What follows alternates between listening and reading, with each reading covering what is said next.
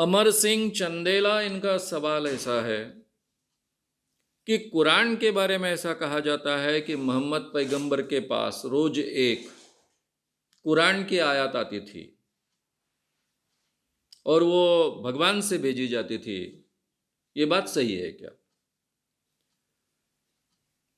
मैंने सावरकर के जो आखिरी के हिस्से लिए हैं, 2 सेशंस किए हैं, वो कुरान से ही संबंधित है। सावरकर जी ने कुरान का बहुत गहरा अध्ययन कर कर कुछ बातें रखी। उसमें मैंने आपके ध्यान में ये ला कर दिया था कि कुरान मोहम्मद पैगंबर जी को लिखना नहीं आता था।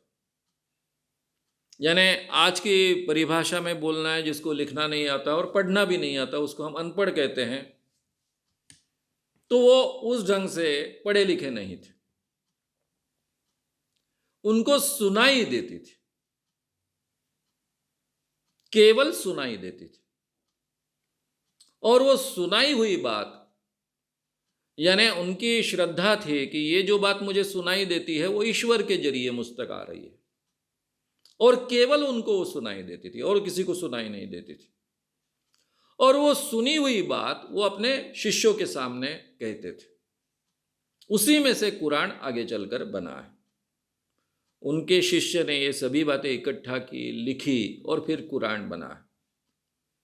तो ये मान्यता है कि भगवान कुछ कहते थे, वो शब्द उन्हें सुनाई देते थे, वो याद रखकर अपने भक्तों के सामने, शिष्यों के सामने कहते थे, और बाद में उन्हीं के एक शिष्य ने ये सभी बातें इकट्ठा कर कर उसमें से पहले कुरान की प्रत निर्माण की है, ऐसा कहा जाता है।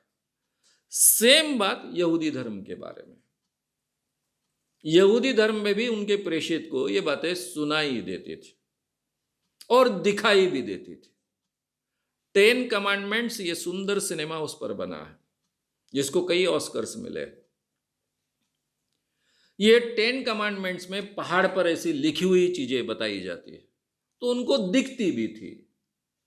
मोहम्मद पैगंबर जी को केवल वो सुनाई देती थी, इनको सुनाई भी देती थी और दिखती भी थी। ऐसे दोनों कल्पना है। तो ये इस ढंग की कल्पना तो है।